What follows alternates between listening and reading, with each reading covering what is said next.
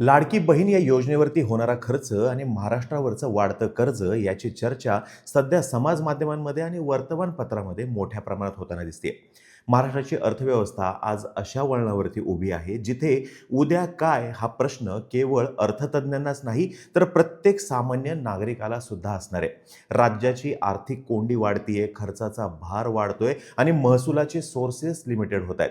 अनेक दशकांपासून देशात आर्थिक इंजिन म्हणून ओळखल्या जाणाऱ्या महाराष्ट्राला आज त्याच वेगानं पुढे नेण्यासाठी मोठा संघर्ष करावा लागतोय आणि ही वास्तविकता आहे. बॅलन्स शीटवरती सुद्धा ही वास्तविकता दिसतेय.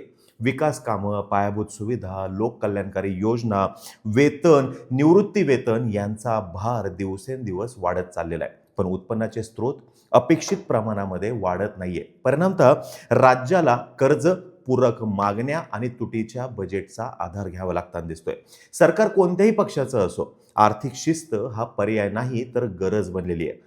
राज्य दिवाळखोर झाल्याच्या टीकेला उत्तर देताना मुख्यमंत्री देवेंद्र फडणवीस यांनी परिस्थिती गंभीर असली तरी सुद्धा हाताबाहेर गेली नसल्याचं वेळोवेळी सांगितलेलं आहे आणि लाडकी बहीण योजना बंद होणार नाही हेही त्यांनी स्पष्ट केलेलं आहे. परंतु हेही तितकंच खरं आहे की पुढील 2-3 वर्ष महाराष्ट्रासाठी आर्थिकदृष्ट्या अत्यंत आव्हानात्मक ठरणार आहेत. महसुलामध्ये वाढ न झाल्यास सरकारसमोर निधी उभारणीचे पारंपरिक मार्ग म्हणजेच कर्ज वाढवणं आणि दंड कडक करणं आणि त्याची वसुली करणं याशिवाय दुसरा पर्याय राहत नाही. आणि या सर्व पार्श्वभूमीवरती एक मोठा प्रश्न असा उभा राहतो, आपण म्हणजे महाराष्ट्रातील सामान्य जनता या बदलांसाठी मानसिकदृष्ट्या तयार आहोत का? इंधनाचे दर जर का वाढले, वाहतूक नियम मोडल्यानंतर कठोर दंड जर का आकारला गेला तर पुढील काळामध्ये टाळता न येणाऱ्या गोष्टी घडू शकतात आणि हे वास्तव आहे. कारण राज्यासाठी तातडीचा प्रश्न आर्थिक घडी विस्कटू न देण्याचा आहे आणि यासाठी सरकारला स्थिर, जलद आणि मोठ्या प्रमाणावरती महसूल मिळवून देणाऱ्या उपाययोजना कराव्या लागणार आहेत असं तज्ज्ञ सांगतात. म्हणूनच आज आपण पाहणार आहोत महाराष्ट्राची सध्याची आर्थिक घडी नक्की कोणत्या टप्प्यावरती उभी आहे, महसूल वाढवण्यासाठी सरकारसमोर कोणते पर्याय आहेत आणि हे बदल फक्त प्रशासनाचे नसून जनतेच्या दैनंदिन जीवनावरती थेट परिणाम करणारे आहेत.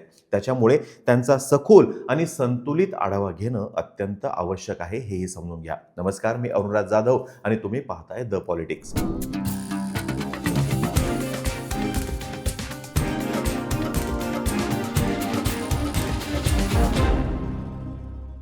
महाराष्ट्राची अर्थव्यवस्था दीर्घकाळापासून देशातील सर्वात मजबूत आणि सर्वाधिक महसूल देणारी अर्थव्यवस्था म्हणून ओळखली जाते. मुंबई, पुणे, नाशिक, नागपूर यांसारखी शहरं आर्थिकदृष्ट्या महाराष्ट्राला आणि पर्यायाने देशाला दिशा देतात.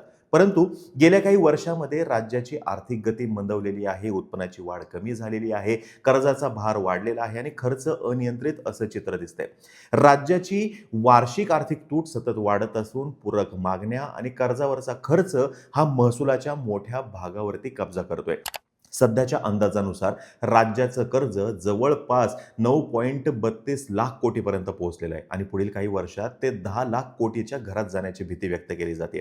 कर्ज वाढणं हे पूर्णपणे चुकीचं नसलं तरी सुद्धा त्यासाठी भरावं लागणारं व्याज हा मोठा चिंतेचा विषय नक्कीच आहे. राज्याच्या महसूल खर्चामध्ये जवळपास 20 ते 25% हिस्सा हा फक्त व्याज फेडण्यात आणि कर्ज फेडण्यात जातोय. त्याच्यामुळे नवीन विकास प्रकल्प, पायाभूत सुविधा, आरोग्य, शिक्षण यासाठी खर्च करावा लागणारा निधी आपोआप घटतोय. आता सरकार हे नाकारत जरी असलं तरी सुद्धा अर्थशास्त्र हेच सांगते. दुसरा मोठा मुद्दा म्हणजे राज्याच्या खर्चात झपाट्याने झालेली वाढ. कर्मचारी वेतन, निवृत्ती वेतन, अनुदान, सामाजिक योजना, शेतीसाठीच्या सवलती या सगळ्याचा खर्च प्रचंड वाढलेला आहे. शिवाय निवडणुकींमध्ये लक्षात घेऊन अनेक योजना जाहीर केल्या गेल्या ज्याच्यामुळं आर्थिक ताण जो आहे हा वाढलेला आहे. हे वेगळं सांगायला नको.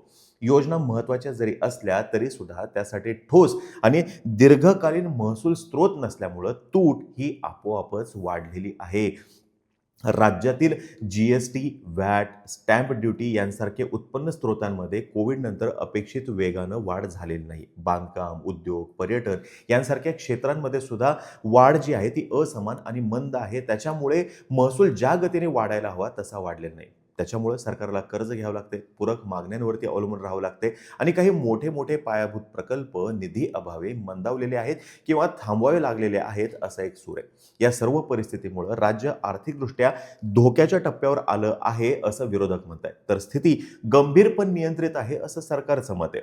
कोणत्याही बाजूचे राजकीय विधान बाजूला ठेवले तरी वास्तव हेच आहे की महाराष्ट्राचं सध्या आर्थिक स्थैर्य जे आहे हे कुठंतरी कॉम्प्रोमाइज होते आणि कडक निर्णय घ्यावे लागतील. स्थिर महसूल स्रोतांची आता जोडणी करावी लागणार आहे. आता कर्जाची आकडेवारी जर का बघितली तर 2014 ते 2024 या काळामध्ये 3 लाख कोटींवरून जवळपास 9 लाख कोटींपर्यंत कर्ज वाढलेलं आहे. म्हणजे ही वाढ 2.5 पटीपेक्षा जास्त आहे आणि येणाऱ्या काळामध्ये हे कर्ज 9.32 लाख कोटींपर्यंत वाढणार असा अंदाज आहे. दुसरी बाजू अशी आहे की राज्याची अर्थव्यवस्था सुद्धा वाढलेली आहे. म्हणजे GDP रेशो सुरक्षित मर्यादेमध्ये आहे.